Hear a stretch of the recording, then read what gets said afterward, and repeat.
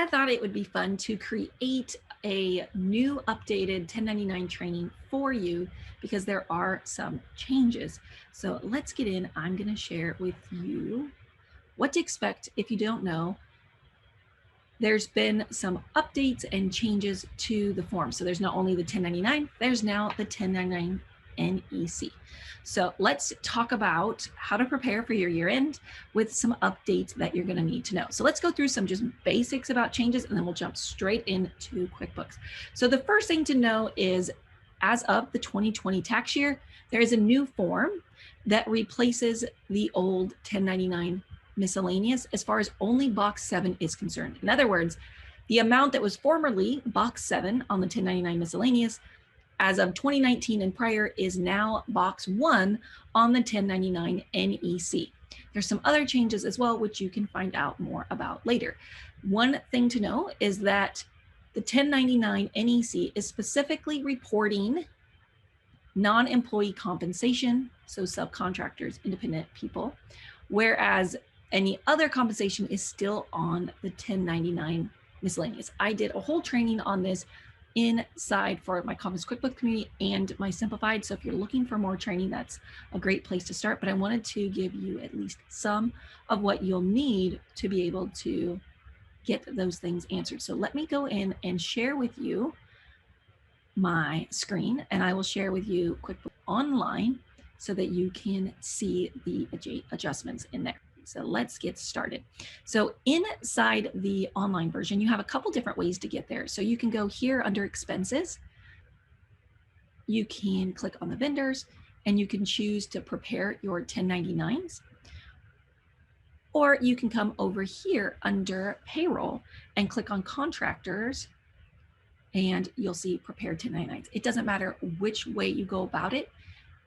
I'm going to quickly, because this is a sample file, I'm going to write myself an example check just so that we can see the process of this. So I'm going to go in and write a check so you can kind of see the behind the scenes of what happens. So I'm going to go in and I'm going to create a Candus Kampfer vendor. And I'm going to write myself a check. Now, remember, 1099s are all based on the date it's paid. So I'm going to just write it for the first.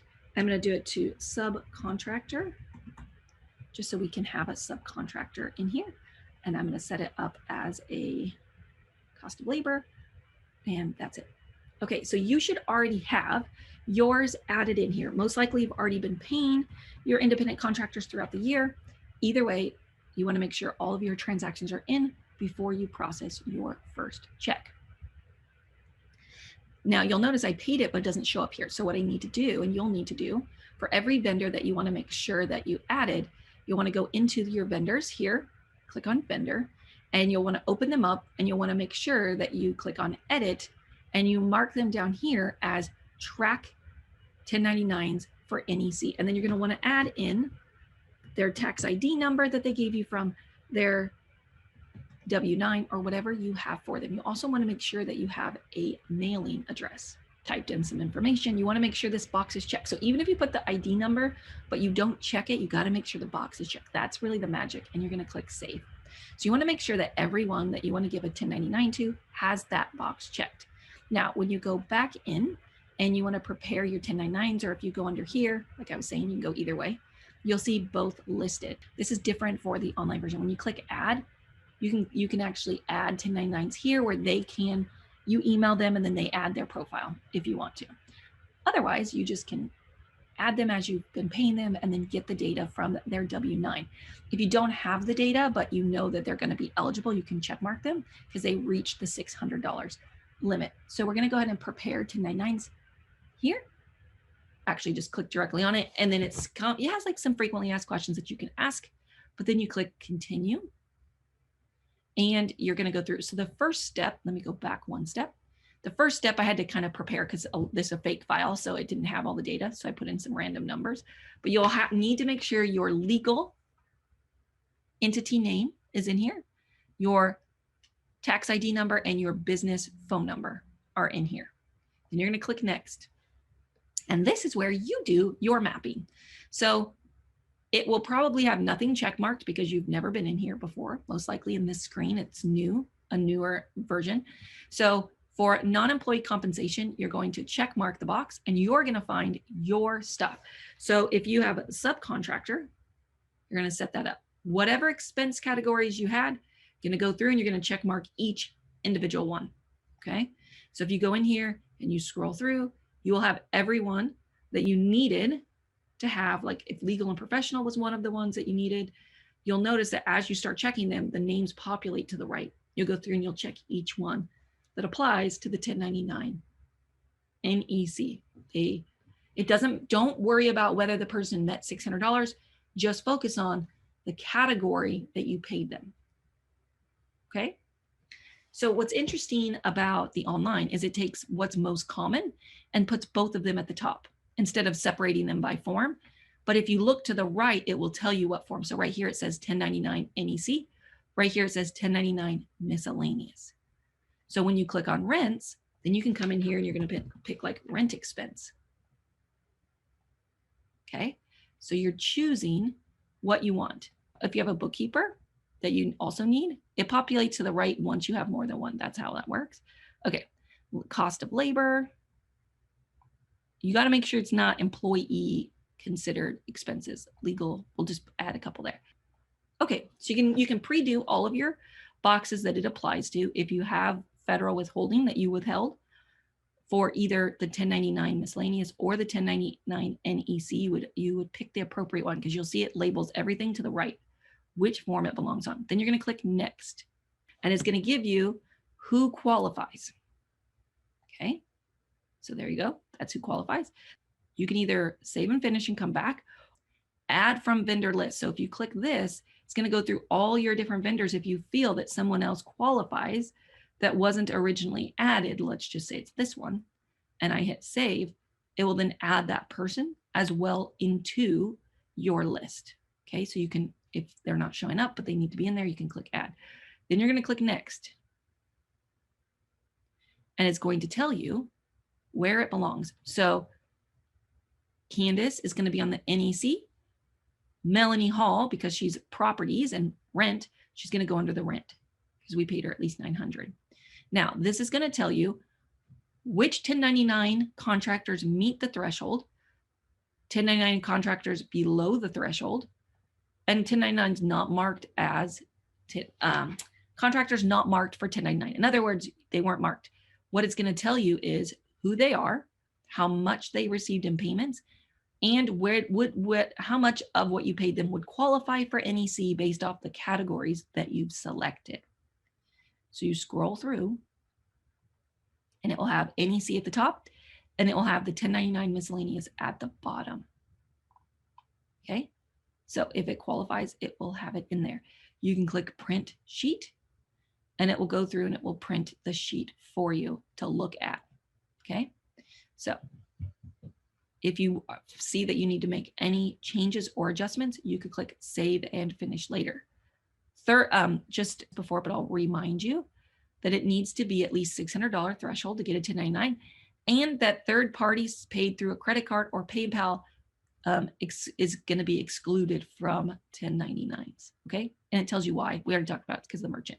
So once you feel that everything here is accurate, you have that meets the threshold, everyone that you think meets, you can click finish and prepare 1099s. Okay.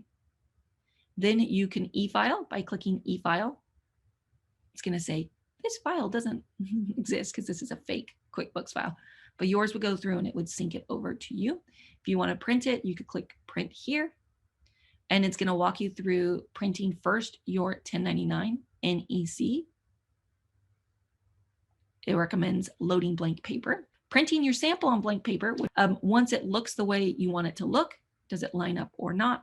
Yes, it looks good. You're going to click yes, looks good. So you would click print sample first, print your sample, match it up to your paper. Then you're going to click yes, looks good. And then you're going to say, which form is it? Your 1099 for your NEC, view your contractors, which is just going to be me as the example. And then you click print forms. You're going to put your form in, and then you're going to click print at the bottom right. Okay. You're going to do that for each copy that you have. There's 5. So you're going to do for all 5. And then you're going to go to your 1096 for your NEC, the summary page. It's going to have your tax ID number or social security. You say like which type, your phone number, your contact information. This is all not legit stuff. But then we're going to click print on a 1096 form. It's going to bring up what it looks like. So it says this is your address. I can show you what a 1096 looks like. It's right here. So this is, I had these up to pull to show you later, but basically this print right here, see how it says the name, the phone number, the email address, and that has a check mark there. That check mark is saying that it goes to this box 1099 NEC or 1099 miscellaneous. And the reason they're different forms and you're going to use them different for each 1096 is because the X is going to go in a different place. And you only submit one type per form. Okay. E-filing, you don't need a 1096 because it submits it electronically, so you don't have to worry about it. So you're going to print your 1096. So you have every person has their own 1099, top or bottom. You separate those. And then you're going to have one summary that's red. That is the 1099. So it looks like this. This is their 1099. Okay. 2 to a page. On the red copy, you do not separate these. But when you get to the other versions, you will. We'll talk about that in a second. Okay. So 1099 you print, 1096 you print, the 1099 miscellaneous, the 1099 miscellaneous. And then if you want a summary, you can click summary and you're going to print the summary. It's going to have like, what is the different forms? How many did you have? What was your total? Okay. Sound good? When you're done, you click next and you click done, and then you're done. You need to, you can always go back, allocate all of your different forms. You don't have to do this all at one time. You can do like part of it, come back, do part of it, come back until you're completely ready to actually print them. So this is your 1099 miscellaneous. You can read all about it if you want to know, like, okay, can you give me more details about everything, which forms, what boxes, all of that. You can get more details at the IRS website. If you want to kind of look at what the 1099 form looks like, this is what the new 1099 NEC looks like. This is the box 1 for the non-employee compensation. And then you would go through. Make sure that if there's 2 to a page if you're printing them, make sure that you void any that you're not using the form, or if you need to correct them, that you mark this as corrected. This is the A copy that goes to IRS. You have the state copy if you need to provide it to the state for your independent non-employee compensation form. Then you have the B, which is going to go to the recipient. You are also going to have the copy 2, which is also going to go to the recipient. That's why I said you're going to print the same thing 5 times, just on different sheets that go to different places. And then this is your copy. Make sure that you take a photocopy of the A, as well as your 1096 that you filled out that you signed as well. So you'll mark whether it's an NEC or a miscellaneous, which QuickBooks will do when you print it out directly as well. Thank you for being here. Let me know below, what was your favorite part? Was this like, aha, you can now handle your 1099s? Let me know that as well.